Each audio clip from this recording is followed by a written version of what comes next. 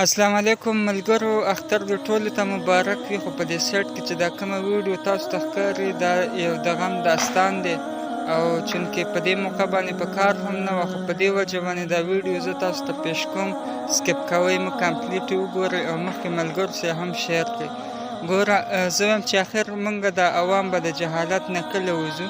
په دې باندې چې کوم دی جماعتونو کې علما ستړي شو، دا بیانونه کوي چې وایي پیرغس د پولیس محکمه نور ډپارټمنټس چې کوم دي ټول په دې کې خپل رولز ادا کوي، خو موږ په دې باندې عمل نه کوو. ګوره چې دا بیګا چې کوم دی په صوابۍ یا روسین کې دا ماشوم په هوایي ډزو باندې لګېدلی دی. نو زه هغه خلکو ته دا ریکویسټ کوم چې ټیک د تاسو خو خپله لږه خوشحالي معنا وکړه، خو همیشه دپاره تاسو هغه خلک په خفګان کې واچول، لکه په یاروسین کې چې دا د 4 کالو ماشومه په ډزو باندې ولګېدله.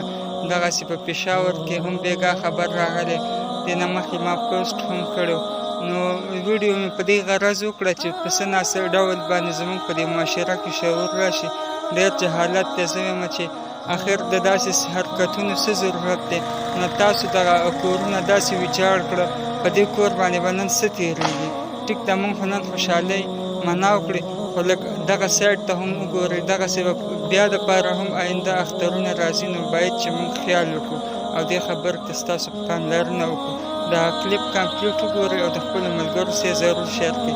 د ویډیو کتلو ډېره زیاته مننه. وسلام.